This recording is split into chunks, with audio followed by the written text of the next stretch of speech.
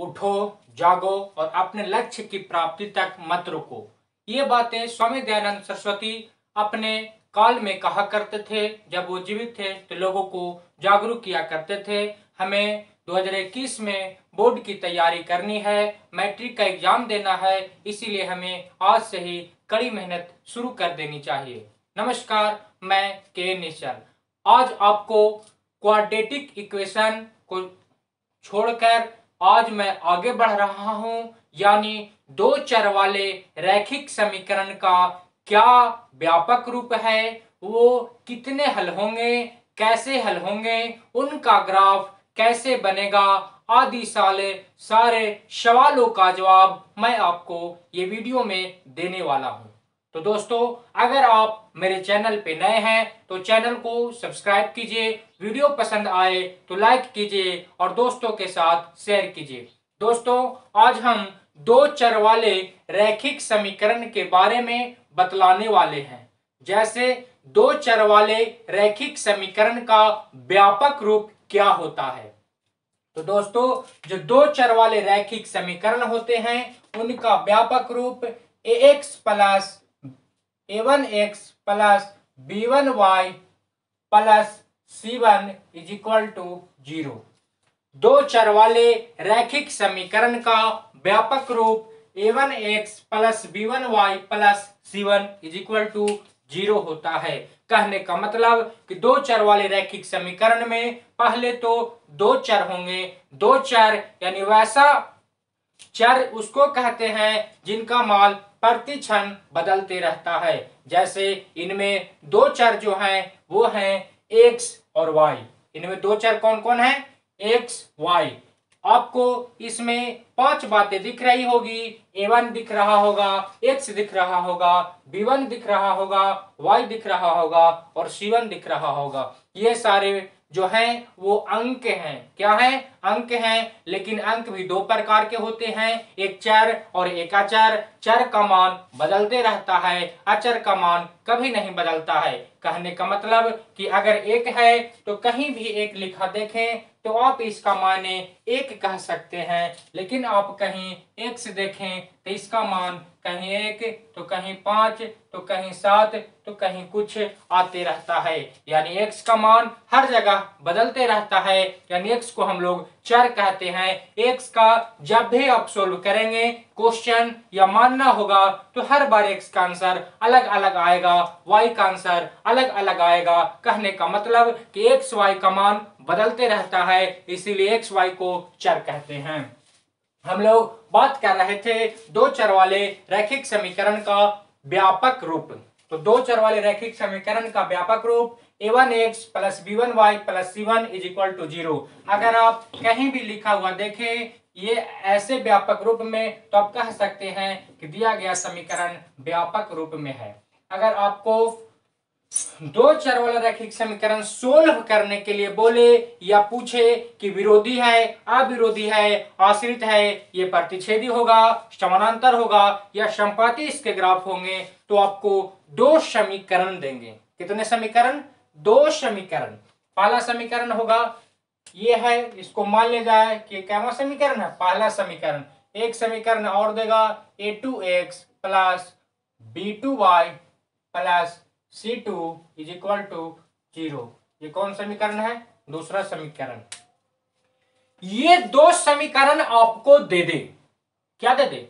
दो समीकरण आपको दे दे और पूछे, क्या पूछे कि ये अविरोधी है कि विरोधी है कि आश्रित है। आपको कितने तरह से ऑप्शन देगा कि दो समीकरण दे देगा, पूछेगा कि विरोधी है, अविरोधी है कि आश्रित है। अगर वह समीकरण अविरोधी होंगे, क्या दिया गया समीकरण अविरोधी होंगे तो आप उनको जब इस मान पे बैठाएंगे तो इस तरह से आएगा a1 बटा a2 does not equal to b1 बटा b2। ये क्या है? अविरोधी है। क्या है? अविरोधी। अविरोधी यानी ये विरोध नहीं करता है। क्या है? अविरोधी है यानी ये विरोध नहीं करता है। इसके अद्वितीय हल होंगे। क्या होंगे? अद्वितीय हल होंगे। अद्वितीय हल होंगे, अद्वितीय हल होंगे। क्या होंगे? अद्वितीय हल होंगे। इसके कितने हल होंगे? तो एक हल होंगे। अगर दिया गया समीकरण को आप a1 बटा a2 b1 बटा b2 के रूप में लिखें और वो दोनों बराबर नहीं हो, तब ये समीकरण अविरोधी होगा। कहने का मतलब कि इसका हल कितना होगा? एक हल होगा।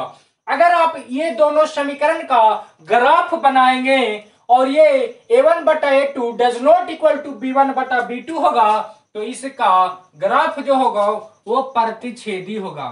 कैसा होगा ग्राफ?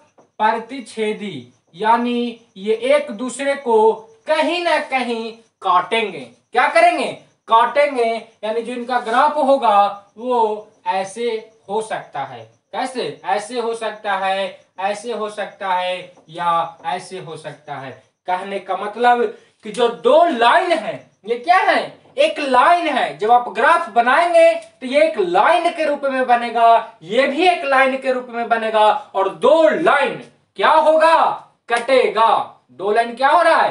कट रहा है। एक ब्लैक वाला, ब्लू वाला, दोनों क्या हो रहा है? कट रहा है। यानी कहीं ना कहीं पे मिल रहा है, कटान बिंदु बन रहा है। यानी कहने का मतलब कि प्रतिच्छेद कर रहा है।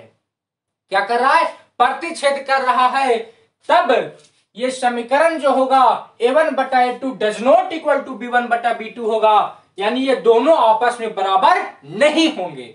और जब पूछे कि विरोधी होगा कि अविरोधी होगा, तो हमको क्या बोलना है? अविरोधी होगा। तो इसके कितने हल होंगे? तो केवल एक हल होंगे। क्या होंगे? केवल एक हल होंगे।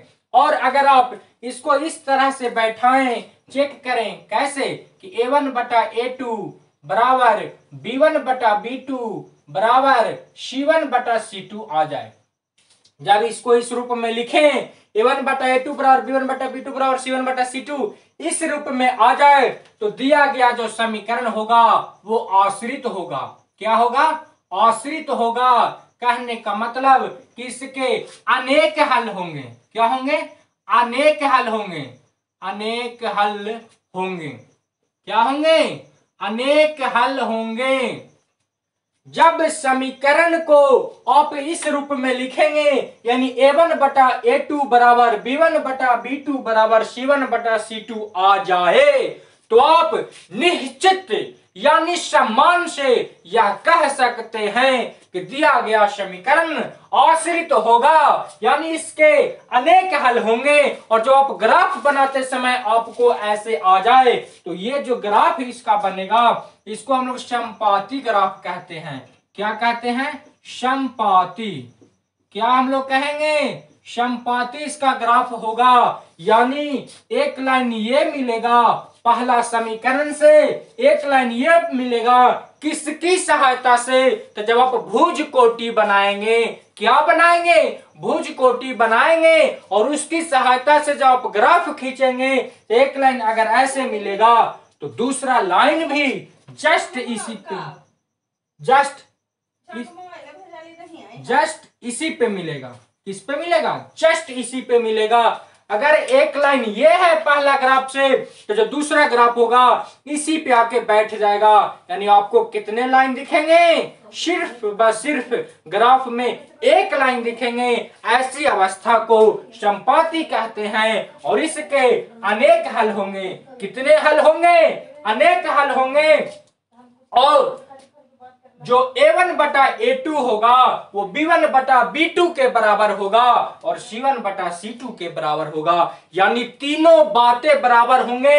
यानी x का कॉफिशिएंट बराबर होगा y के कॉफिशिएंट से, और वो बराबर होगा अचर पद के। यानी तीनों का रेशियो बराबर होगा। यानी पहला समीकरण में x का गुणांक, दूसरे समीकरण में x का गुणांक का जब रेशियो निकालेंगे तब वो बराबर होगा पहले समीकरण के y के गुणांक से का रेशियो दूसरे समीकरण के y के गुणांक का रेशियो। यानी A1 बटा A2 बराबर B1 बटा B2 बराबर C1 बटा C2 होंगे, यानी तीनों आपस में बराबर होंगे, वैसे समीकरण को आश्रित समीकरण कहेंगे। आपसे पूछेगा कि आश्रित समीकरण के कितने हल होंगे, तो आपको बताना होगा आश्रित समीकरण के अनेक हल होंगे। अब एक और होता है जिसको विरोधी कहते हैं। क्या कहते हैं? विरोधी कहते हैं। अब मैं उसको दिखा रहा हूं। अगर दिया हुआ समीकरण से ऐसी सूचनाएं प्राप्त हो, कैसी सूचनाएं प्राप्त हो, तो A1 बटा A2 हो, क्या हो? A1 बटा A2 B1 बटा B2 के तो बराबर होंगे, यानी x का गुणांक, दोनों समीकरण में x के गुणांक का रेशियो और y के गुणांक का रेशियो बराबर तो होंगे, लेकिन अचर पद का रेशियो यानी C1 बटा C2 बराबर नहीं होंगे। ऐसे समीकरण को विरोधी समीकरण कहते हैं। क्या कहते हैं? विरोधी समीकरण कहते हैं। क्या कहेंगे? विरोधी समीकरण को क्या कहेंगे? विरोधी समीकरण कहेंगे। और इसका ग्राफ में जो इसका कोई हल नहीं होगा, विरोधी समीकरण का कोई हल नहीं होता है। क्या होता है? कोई हल नहीं होता है। किसका? तो विरोधी समीकरण का कोई हल नहीं होगा। क्या होगा? कोई हल नहीं होगा। क्या होगा? विरोधी समीकरण का कोई हल नहीं होगा, यानी x का कोई भी मान रखेंगे तो y विरोध करेगा, और y का कोई मान रखेंगे तो x विरोध करेगा। दोनों सेटिस्फाइड कभी नहीं करेगा। x और y के कोई भी मान के लिए ये पूरा समीकरण संतुष्ट नहीं होगा, सेटिस्फाइड नहीं करेगा, यानी ऐसे समीकरण को विरोधी समीकरण कहते हैं और इसका कोई हल नहीं होता है। अगर आप ये दोनों समीकरण के माध्यम से ग्राफ खींचेंगे, क्या करेंगे? ग्राफ खींचेंगे तब वो पैरेलल होगा। कैसा बनेगा? पैरेलल, यानी पहला समीकरण से ऐसा लाइन प्राप्त होगा, पहले समीकरण के जब भुज और कोटि से आप ग्राफ बनाएंगे तो ऐसा ग्राफ प्राप्त होगा, ऐसा लाइन मिलेगा, तो दूसरा लाइन भी इसी प्रकार से मिलेगा। दूसरा लाइन भी क्या मिलेगा? इसी प्रकार से मिलेगा, यानी दोनों के बीच की दूरी हर जगह बराबर होंगे। जब हर जगह बराबर होंगे तो वो दोनों रेखाएं समानांतर रेखाएं कहलाएंगी। कैसी रेखाएं कहलाएंगी? तो समानांतर रेखाएं कहलाएंगी, यानी दोनों कभी नहीं मिलेंगे, और जब मिलेंगे नहीं तो सोल्व कैसे होगा? कटेगा कैसे? और जब कटेगा नहीं तो इसका कोई हल नहीं होगा। क्या होगा? कोई हल नहीं होगा। ऐसे समीकरण को विरोधी समीकरण कहते हैं और इनकी पहचान A1 बाई A2 बराबर B1 by B2 does not equal to, यानी बराबर नहीं होगा किसका? तो C1 बाई C2 को। आया बात समझ में? समीकरण कितने प्रकार के? तो 3 प्रकार के। कौन कौन? तो अविरोधी समीकरण, आश्रित समीकरण, कौन? अविरोधी समीकरण, आश्रित समीकरण और विरोधी समीकरण। समीकरण कितने? 3। अविरोधी, आश्रित, विरोधी। आश्रित किसको कहेंगे? तो जिसका A1 by A2, B1 by B2, C1 by C2 सब बराबर हो, यानी क्या हो? आश्रित हो। कोई भी x का मान रखें तो y इसको संतुष्ट कर ले, यानी मान ले, और y का मान रखे तो x मान ले, यानी समीकरण को संतुष्ट करे, सेटिस्फाइड करे। ऐसे समीकरण को आश्रित समीकरण कहते हैं और इनके अनगिनत हल होते हैं। कितने? अनगिनत हल होते हैं, और इनका जो ग्राफ बनेगा वो संपाती होगा, यानी एक लाइन मान लिया कि ऐसे होगा तो दूसरा लाइन भी इसी पे होगा, यानी आपको ग्राफ में लाइन कितने दिखेंगे? तो एक दिखेंगे। ऐसे समीकरण को आश्रित समीकरण कहते हैं। अगर दूसरा क्या होगा? अविरोधी होगा। पूछेगा कि अविरोधी समीकरण के कितने हल होंगे, तो आपको एक आंसर देना होगा। एक हल को अद्वितीय हल भी कहा जाता है, यानी इसका कोई द्वितीय ना हो, यानी इसका हल, दूसरा हल संभव ही नहीं है, इसका दूसरा हल ज्ञात किया ही नहीं जा सकता है। ऐसे समीकरण को अद्वितीय हल होंगे और ऐसे समीकरण को अविरोधी समीकरण कहते हैं। अब जो लास्ट समीकरण है वो विरोधी समीकरण है, यानी ये हर समय विरोध करेगा, विरोधी समीकरण क्या हर समय विरोध करेगा। a1 बाई a2 बराबर तो होंगे b1 बाई b2 के, लेकिन नहीं बराबर होंगे c1 बाई c2 के। ऐसे समीकरण को विरोधी समीकरण कहते हैं। और जब आप इसकी ग्राफ बनाएंगे तो ये पैरेलल होंगे, यानी दोनों लाइनों के बीच की दूरी हर जगह समान होगा। ऐसे रेखाओं को समानांतर रेखा कहा जाता है और ऐसे समीकरण को विरोधी समीकरण कहा जाता है। तो मुझे आशा है कि ये सारी बातें जो दो चर रैखिक समीकरण वालों में पढ़ना रहता है, एक एक नंबर के क्वेश्चन पूछते रहता है, आपको समझ में आए होंगे। अगर बातें समझ में आई तो वीडियो को लाइक करें। अगर आप मेरे चैनल पे नए हैं तो चैनल को सब्सक्राइब करें और दोस्तों के साथ शेयर करें। फिर मिलेंगे आपके सामने ही एक ऐसे ही वीडियो लेकर, तब तक के लिए हमें इजाजत दीजिए। नमस्कार।